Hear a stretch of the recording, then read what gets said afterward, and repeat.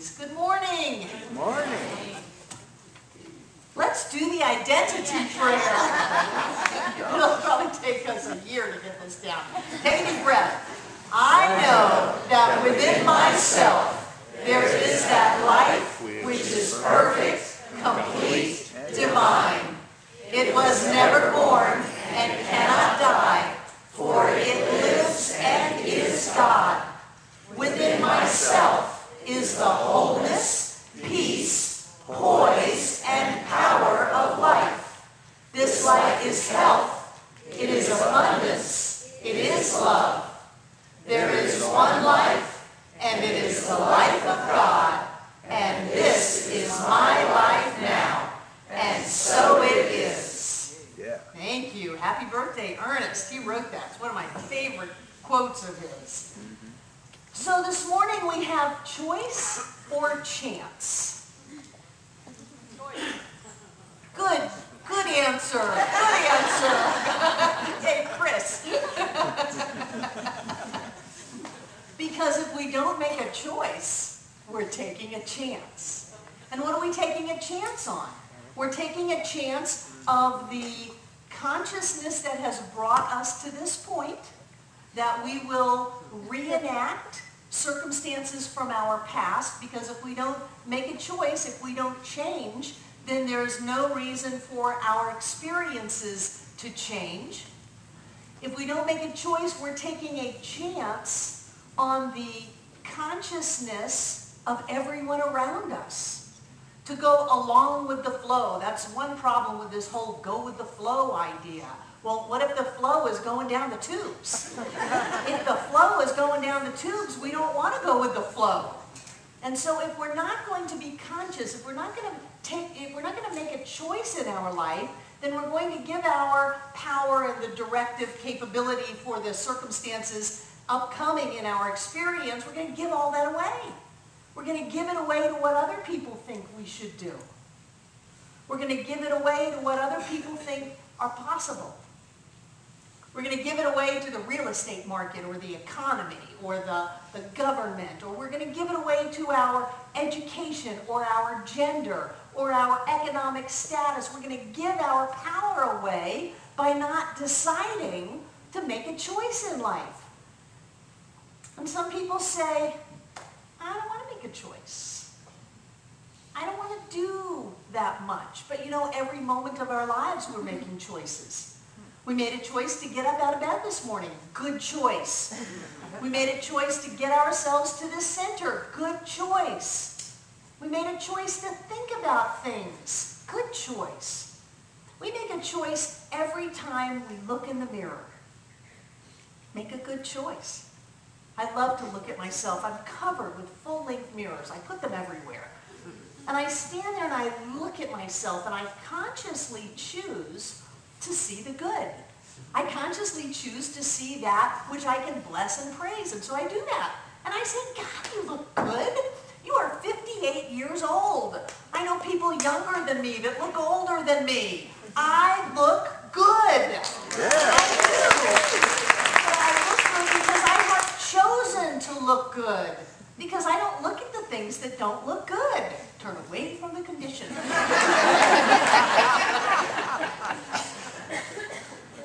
I look good because I choose to feel good about myself and to feel good about how I look. I mean, some people may look at me and go, she doesn't look that good.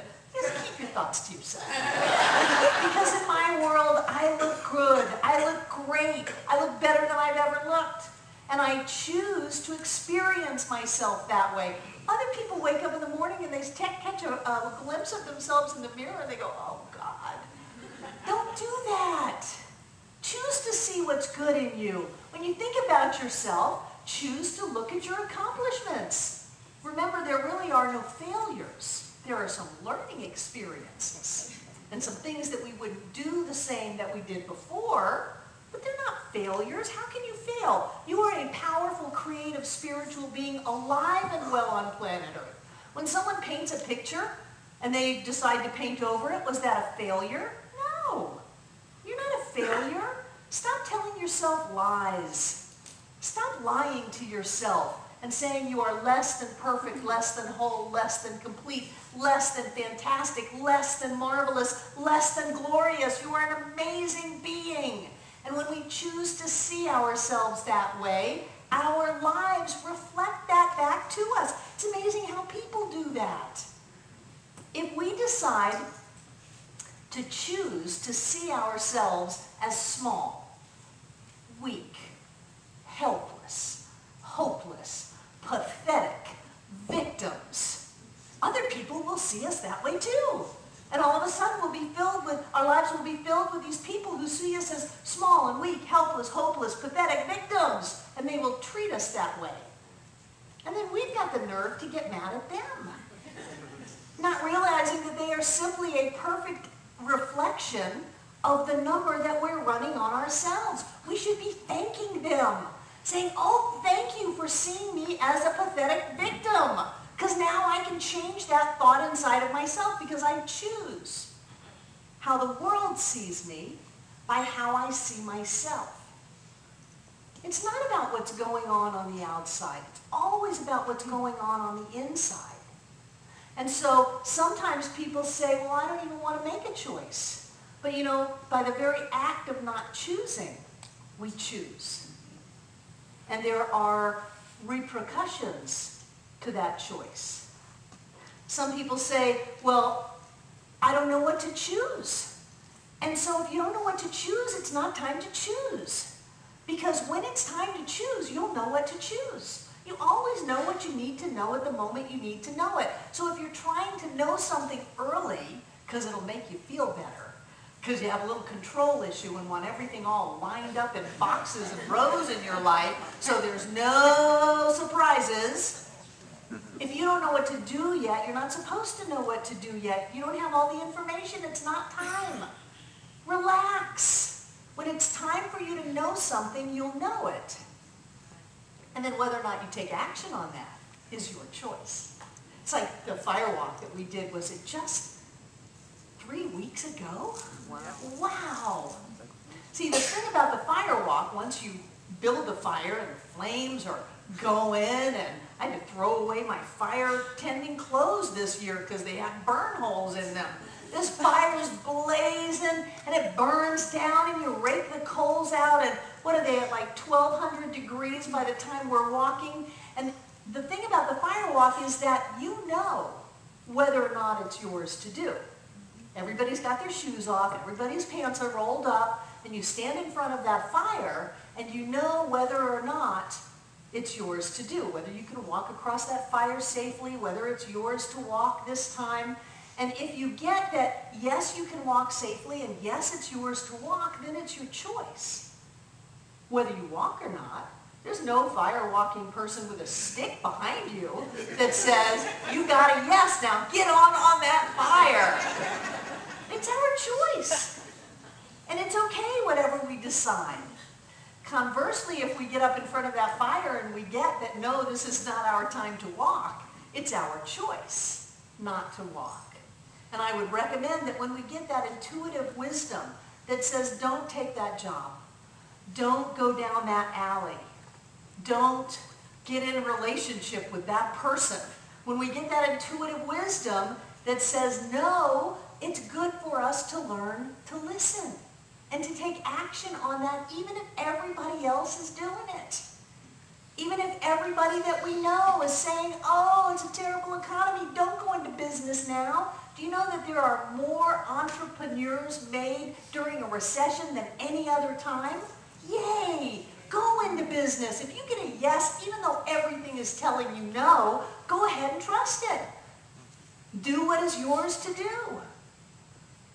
What's the worst thing that can happen? You can't fail. You might lose some money, so what? There's always more money to be had. You might have some learning experiences, because remember, they say if it doesn't kill us, it'll make us strong. I think a better thing, we're all very strong, but I think a better statement is if it doesn't kill us, it'll make us smart. And we need some smarts. We need to learn from what's happened. We need to take the good out of it and grow from it and say, wow, If I try to put this thing next to this thing and do this with it, it all falls apart. I'm not going to do that again. I'm going to put this thing next to this thing and watch it grow. But you know, sometimes we give up way too early. I was talking to somebody yesterday, somebody I love dearly comes to the center. They've only lived here for a few years, much like a lot of the people in the room. And when they first came, the things didn't look exactly like they thought it was going to look. They left really good paying jobs and a beautiful home and said, I'm feeling that it's mine to do to move to Asheville, North Carolina. It's beautiful. There's an energy here. There's a great center here. I'm going to move here. And for them, things kind of fell apart. But that experience has shifted. And I was talking to one of the two women, and she was saying, you know, I love my life. I love my life. And we talked about how so many people give up too soon. That no, it didn't look like she thought it was going to look, but that's okay. It just took a little bit of weathering some of the storms of life to be able to say, I'm going to rise above it instead of fall down. And when we can stay in there, and when we can keep our vision clear, then those circumstances change. One of the things that I made up that I'm so proud of myself about is this teaching that if we are reacting, Rodney, that was sprung on Rodney without his knowing. That we can have reaction in our lives. You know, when we feel like a puppet on a string, when life says boo and we flinch. You remember when kids used to scare each other and then they would flinch and one kid would punch the other kid in the shoulder? They would say, made you flinch. That's kind of the same thing that happens in life. Life says boo, we flinch, we react, and then we get punched. Because we're not thinking. We're not thinking about what's going on. We're just reacting. Somebody says, oh my gosh, gas prices are going up. And we, oh, it's lost. We get a letter from an attorney and we go, oh, it's lost. Somebody says, well, I don't like what you said today. And we go, oh, it's lost. We take that, we make it mean something that it doesn't have anything to do with. What we need to say is, wow, something wonderful's about to happen. Something wonderful's about to happen because it wasn't that. So I'm looking for my... Yeah.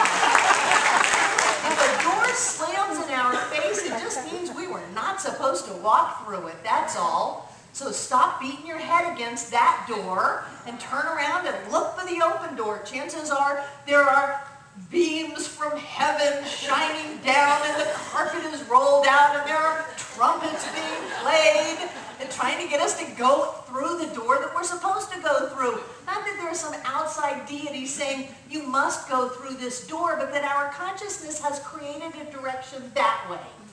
And we say, well, all I've ever known is a direction that way. But that way's closed. So what am I going to do?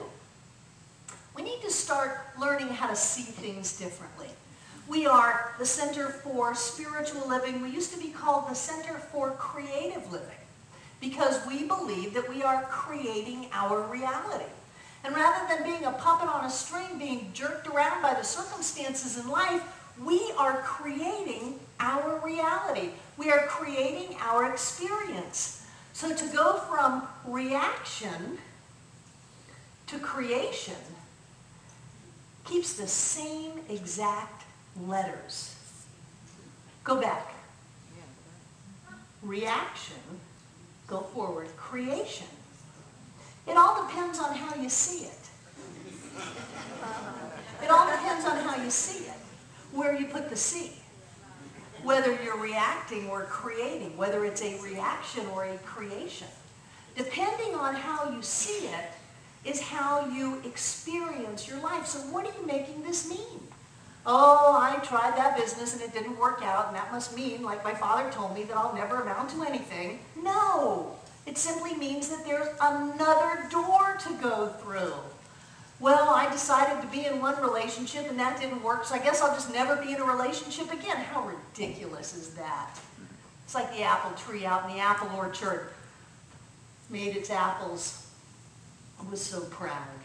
They were great apples. It was a good apple year. It was full of apples, and then one day, Oh my gosh, strangers came through the orchard and picked it clean.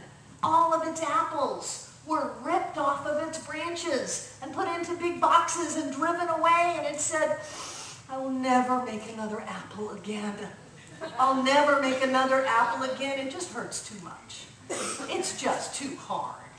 You take these apples and you've got the blossoms, and then you grow the apple and you've got to pull up all of this moisture, nutrition, and make the beautiful apple, and just in the prime of appledom, you're ripped out of your branches. And so the next year, all the other apple trees in the apple orchards have apples except that one. What do you call it? Dead. You call it dead. It's true. What is this? I'll never love again. I'll never get up out of the mud again. I'll never stand tall again. I used to love that Michael Bolton song, When I'm Back on My Feet Again. We're all going to get back on our feet again at some point. I mean, even if we just lay down to go to bed, we're going to get back up on our feet again, or else we're going to be dead. It's true. How are you going to see it? What are you telling yourself it means? That one person left me, so that means I'm not lovable. No, it just means that you were not supposed to be with them. You've outgrown them. How about that one? And now that you've moved on in life, where's your perfect and right expression of love? Where is it? Look around for it. If one door is closed, look around. One's wide open calling you to it. Or you can take a chance. You can be like everybody else. You can go out and start hitting the bars, because the more you drink, the better they look.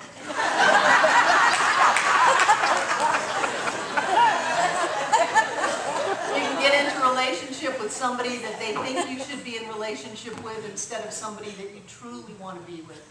Because society says, no, you shouldn't do that. Oh, screw them. Be who you're supposed to be. Stop reacting to life. Start creating your life. Change the way you see it. Because when you change the way you see it, it changes everything. And people say, well, I don't know if I can do this. Of course you can. You signed up for life on planet Earth. You didn't sign up to dig a hole in the sand and stick your head in it. You signed up to live. When I'm in the hospital and somebody's hooked up to a heart monitor, it goes bop, bop, bop, bop, bop, bop. And if it goes bzzz, they're gone. You're going bop, bop, bop, bop, bop, bop. Don't I do that well? You're doing that. And so people go, I just don't know if I can do that. Of course you can. No matter what is happening to you, it's making you stronger, it's making you smarter, it's showing you the way to go because of the outpicturing of your consciousness, that you come to a center like this that says you can have your life the way you want it to be. You can experience what you want to experience. You were not created by some sadistic, anthropomorphic deity up on a cloud that has decided this is going to be a pop quiz, and whatever your answer is, you're either going to burn in hell forever or play celestial whoopee forever. It's not like that. It's an ongoing learning, evolving experience. Whatever it is you've created in your life, you've created it to be a blessing. So take the blessing. Be strong. Of course you can handle it. If you couldn't handle it, it wouldn't have manifested yet. It would wait until you're stronger. So you're strong enough. Next slide, Rodney. This is a picture of what's called the biodome. I love this story. People decided they were going to build a total inclusive ecology where people could live and they would be able to grow food and they would have life, and they could take that and maybe put it on Mars or someplace else where people could live. They just couldn't figure out why the trees kept falling over.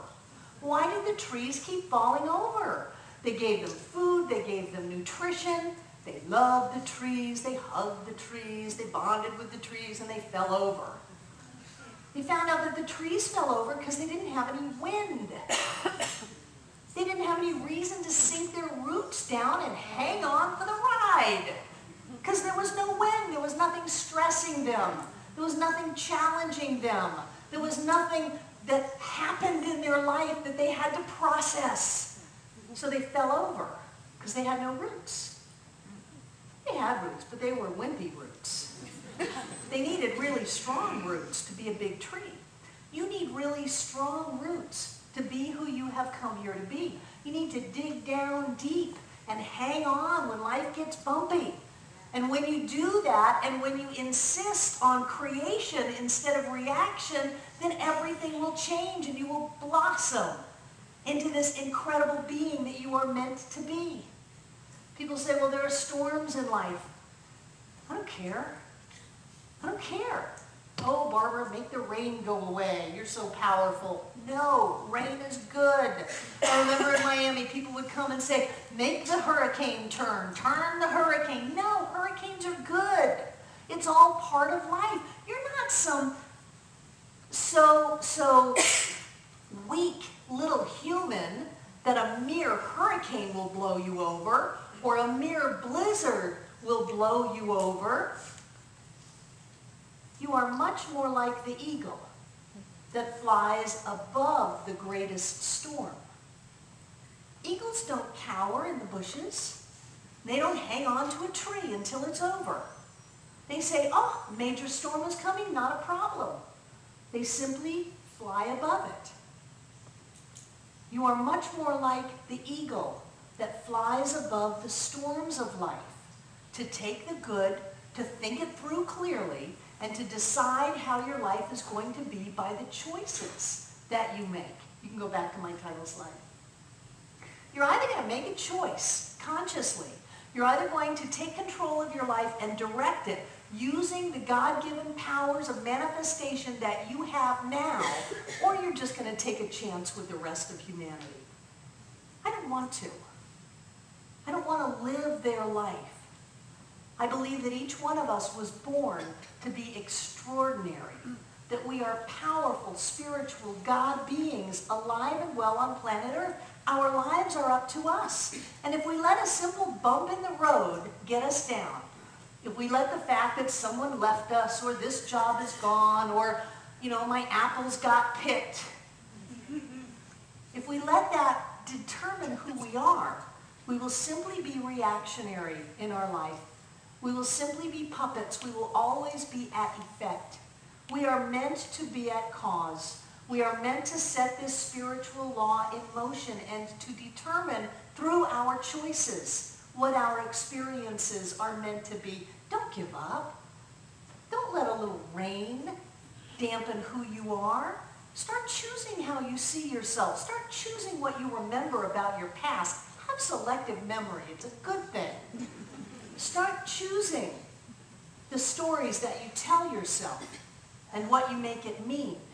Because when you do that, then your life will reflect the choices that you've made. And so it is.